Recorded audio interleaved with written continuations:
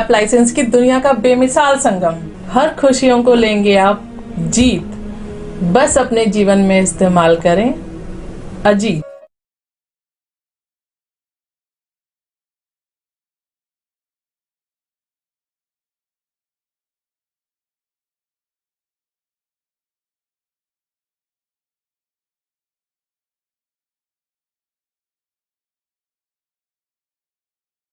Srivastava ji, Bharatiya Janata party केंद्र में 8 साल पूरे हो चुके हैं। आप व्यापारी ही हैं, आपने 8 साल का कार्यकाल देखा। क्या कहेंगे 8 साल के कार्यकाल को लेकर? केंद्र में मोदी सरकार ने 8 साल अपने जो पूरे किए हैं, उसमें हर एक क्षेत्र में केंद्र सरकार ने जो उपलब्धियां हासिल की हैं वो देखने लायक हैं।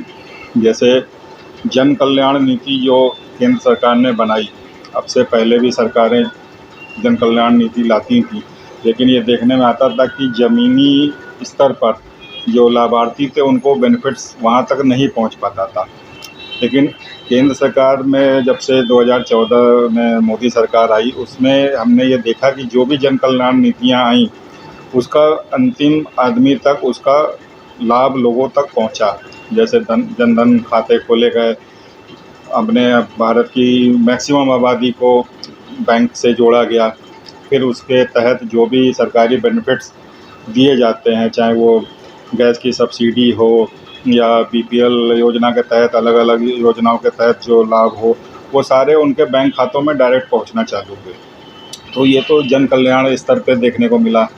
उसी तरीके से अगर हम देखें तो सेना के क्षेत्र में भी भारतीय सेना जिस तरीके से पिछले 8 सालों में हमने सर्जिकल स्ट्राइक की या और भी मोर्चों पे जिस तरीके से चीन से जो विवाद हुआ, भारतीय सेना जिस मजबूती के साथ खड़ी रही, तो अंतर्राष्ट्रीय स्तर पे भारत को एक मजबूत राष्ट्र के रूप में भी दिखाने में इस पीरियड के दौरान सरकार को सफलता मिली है।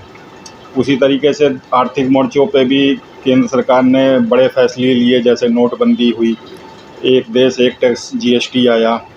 तो ये दो ऐसे फैसले थे जिनका दूरगामी परिणाम आगे देखने को मिलेगा। और जीएसटी आने के बाद से तो लोगों को अभी तत्काल में भी जो बेनिफिट्स मिल रहे हैं, जो व्यापारी वर्ग जो पहले अलग अलग टैक्स से परेशान रहता था, अब एक जीएसटी के तहत सारी चीज़ें आई हैं तो उससे व्यापार करना काफ़ी सुगम हुआ है। और नोटबंदी का भी जो फैसला हुआ था, कुछ लोग ज़रूर उसका विरोध करते हैं, लेकिन उसके भी दूरगामी परिणाम आगे देखने को मिलेंगे। इसी दौरान 370 जम्मू कश्मीर में ख़त्म हुआ, उसके बाद वहाँ पे भी घाटी में भी परिस्थितियाँ बदली हैं। और अगर आप इंफ्रास्ट्रक्चर की बात करें तो पिछले 8 साल में जिस तरीके से रोड कनेक्टिविटी, अगर हम लोग अपने एरिया की बात करें पश्चिमी उत्तर प्रदेश में, जिस तरीके से कनेक्टिविटी दिल्ली, मेरठ, गाज़ियाबाद, गुड़गांव तक जिस तरीके से रोड लिंक हुई हैं और आना जाना इतना सुगम हुआ है, जो गाज़ियाबाद से मेरठ जाने में 2 घंटे लगते थे, आज हम लोग आधा घंटा 45 मिनट में पहुंच जा रहे हैं। दिल्ली पहुंचने में 20 मिनट में हम दिल्ली पहुंच जा रहे हैं गाज़ियाबाद से। तो ये सारे मोर्चों पे केंद्र सरकार ने काम किया है।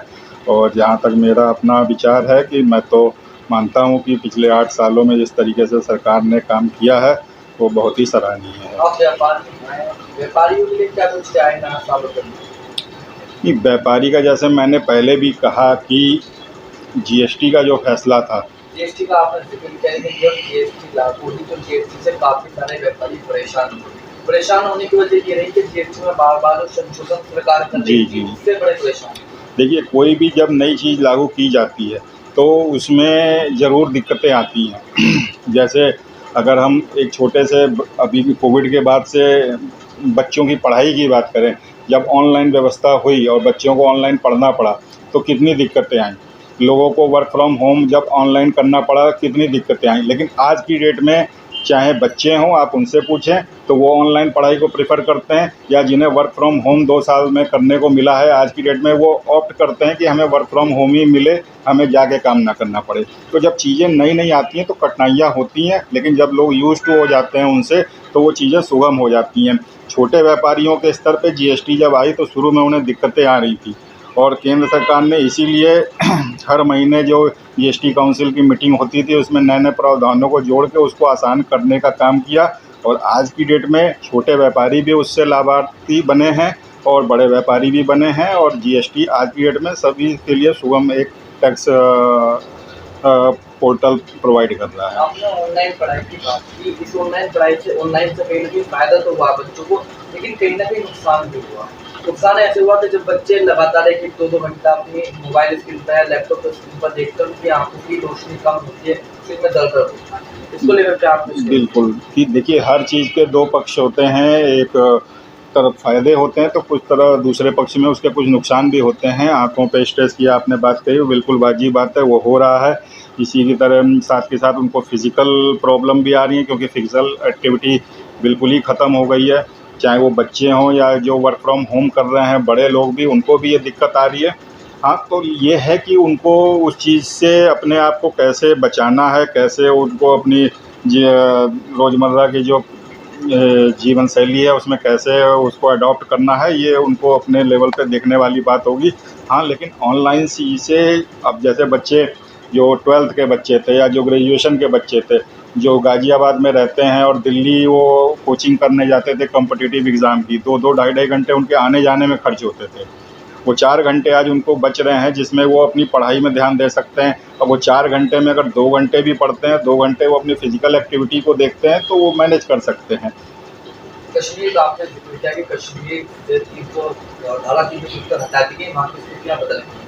लेकिन आए दिन कश्मीर के अंदर कश्मीरी पंडितों की हत्याएँ हो रही हैं और जिससे कश्मीरी पंडित वहाँ से पलायन कर रहे हैं। इसको लेकर क्या कुछ देखिए, अभी पिछले 1 महीने से ये समस्या ज़रूर आ रही है और 370 हटने के बाद जिस तरीके से पीएम पैकेज के तहत वहाँ पे गैर कश्मीरी लोगों की बहाली की गई, एक माहौल बनाने का केंद्र सरकार की तरफ से प्रयास हुआ कि पुनर्स्थापित किया जाए कश्मीरी पंडितों को, बाहर के लोगों को, वो उसी का एक प्रतिक्रिया है, उनकी बौखलाहट है, जिस तरीके का रिज़ल्ट अभी पिछले 1 महीने में देखने को मिल रहा है।